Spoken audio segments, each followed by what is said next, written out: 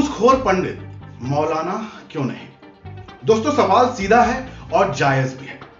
बॉलीवुड की सोच बदली नहीं। लाला, मेरी मां के कंगन लौटा दे से लेकर घूसखोर पंडित तक किरदार बदले हैं, लेकिन मानसिकता अभी भी वही है।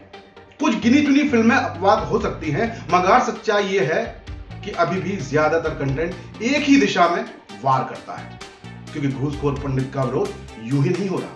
अगर पंडित की जगह किसी दूसरे मजहब या किसी दूसरी जाति का नाम भी होता ना, तो क्या होता आप साफ समझ सकते हैं। क्या ये सब चुपचाप स्वीकार कर लिया जाता अगर कोई दूसरा धर्म, मजहब या फिर जाति होती? मजहब छोड़िए, कुछ जातियों का नाम होता तो अब तक बवाल मच जाता, केस और माफी तक की मांग की शुरुआत हो चुकी होती। लेकिन क्योंकि निशाना पंडित है, इसलिए सामान्य मान लिया गया। चलता रहा है, चलता जाएगा। यही दोहरा मापदंड असली समस्या है। समानता का मतलब यह नहीं कि एक को निशाना बनाओ और बाकी पर चुप्पी साध लो। सम्मान अगर है तो सबके लिए एक जैसा होना चाहिए।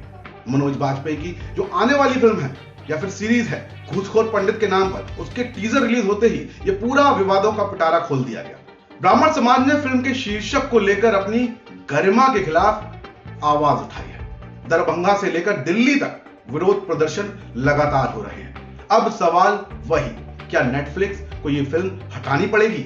दरअसल सवर्ण समाज की त्रासदी यह है कि हमारे बीच के ही तथाकथित बुद्धिजीवी अपने ही समाज को गाली देने में अपनी शान समझते हैं। ऐसे लोगों की पहचान कर उनका बहिष्कार करना अब ठीक नहीं क्या? नहीं होना चाहिए। जिन लोगों ने घूसखोर पंडित नाम की शीर्षक देकर सीरीज बनाई, वो किसी और जाति का भी नाम ले सकते थे, लेकिन क्यों नहीं लिया? आप जानते हैं। इसके पहले किसी और जाति या धर्म के अपमान को लेकर जो है आपने कभी कोई फिल्म देखी है क्या? कभी पोंगा पंडित के अलावा? इस मुद्दे पर चोखा बाटी गैंग खामोश क्यों है? कभी ये बाथरूम में हमारे धर्म के जो भगवान हैं शिव जी को बाथरूम में दिखा देते हैं क्रिएटिविटी के नाम पे, तो भाई कभी कृष्ण को किसी और रूप में दिखा देते हैं, वो चोर बता देते हैं। मतलब हद हो गई है। एक टारगेट करके हमारे धर्म को क्यों निशाना बनाया जा रहा है? बाकी सब दूध के धुले हैं क्या? नेटफ्लिक्स पर घूसखोर पंडित नाम से ये जो अभिव्यक्ति की आजादी करके फिल्म बनाई गई, ये वो नहीं, बल्कि सामाजिक जिम्मेदारी से पलायन है। ब्राह्मण को अपमानित कर केवल और केवल टीआरपी बटोरना स्वीकार अब नहीं होगा। अगर घूसखोरी विषय है तो शीर्षक व्यक्ति आधारित होना चाहिए, जाति आधारित क्यों? क्या वो घूसखोर किसी और जाति में नहीं? घूसखोर पंडित कहना ब्राह्मण समाज की गरिमा पर सीधा प्रहार है। इस समाज ने ऋषि मुनि परंपरा से लेकर देश की आजादी में महत्वपूर्ण योगदान दिया है। तत्काल फिल्म के प्रदर्शन पर रोक लगाए जाने की अब जो मांग उठ रही है वो गलत नहीं। आपको एक वाक्य यहां पर याद दिलाना चाहूंगा दोस्तों। जब 2013 में मनमोहन सिंह प्रधानमंत्री थे, कांग्रेस सरकार, और गुजरात के अलावा शायद ही किसी राज्य में बीजेपी थी, उस समय निर्माता निर्देशक एक्टर कमल हसन ने एक फिल्म बनाई थी, विश्वरूप। उसमें उन्होंने एक आतंकी का नाम मुस्लिम रखा था। अब आप ये जानकर हैरान हो जाएंगे कि उसके बाद कांग्रेस को लगा कि उनका वोट बैंक प्रभावित होगा, तब तमाम कांग्रेस शासित राज्यों में इस फिल्मों पर प्रतिबंध लगा दिया गया था। लेकिन आज क्या हो रहा है ये बताइए। कांग्रेस शासित राज्यों में जैसे कि हिमाचल, तेलंगाना, कर्नाटक, झारखंड और विपक्ष सहित जो है तमाम राज्य घूसखोर पंडित पर चुप क्यों हैं? मायावती को छोड़कर। वो चाहते तो विरोध करते, लेकिन ये लोग हिंदुओं से नफरत करते हैं शायद, इसलिए उन्होंने विरोध नहीं किया या करना नहीं चाहते। यूपी के सीएम योगी ने न सिर्फ पूरी फिल्म को कास्ट पर केस दर्ज करवाया, बल्कि गंभीर धाराएं भी लगाई, जिसमें हिंसा, जातिगत नफरत भड़काने की साजिश भी शामिल है। लखनऊ से अब पुलिस की एक टुकड़ी मुंबई के लिए निकल चुकी है इस फिल्म के निर्माता निर्देशक को खींचकर लखनऊ लाने के लिए, क्योंकि ये एफआईआर वहां दर्ज हुई है, जिसकी कॉपी आप यहां पर देख रहे हैं। और अब कोशिश है कि इन्हें ऐसा रगड़ा जाए कि फिर कोई बॉलीवुड में किसी हिंदू जाति को बदनाम करने के पहले 1000 बार सोचना भी चाहिए। एक ही मजहब को टारगेट क्यों करना? सबको करिए, हमें कोई दिक्कत नहीं। वही वेब सीरीज विवाद में बहुजन समाज पार्टी प्रमुख और पूर्व मुख्यमंत्री जो है मायावती ने भी एंट्री मारी। उन्होंने इस पूरे मसले को लेकर सवाल खड़े कर दिए। इकलौती वही नेता है जो इसका विरोध कर रही है। बसपा सुप्रीमो ने पंडित घुसपैठिए बताए जाने की बात करते हुए पूरे मामले में जबरदस्त हमला बोला।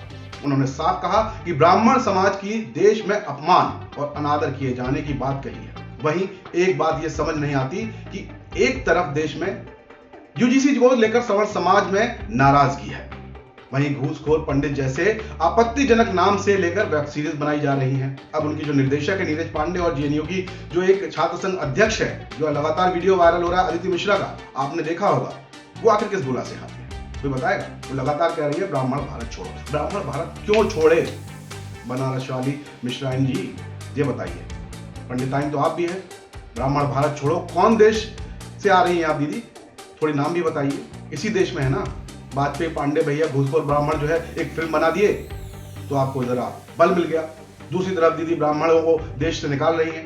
खैर वाजपेयी पांडे भैया को तो समझ नहीं आएगा, मगर ये लोग आते कहां से हैं? अदिति मिश्रा जैसे तमाम लोगों से केवल यही कहना यहां पर होगा कि भाई आप लोगों की समस्या क्या है?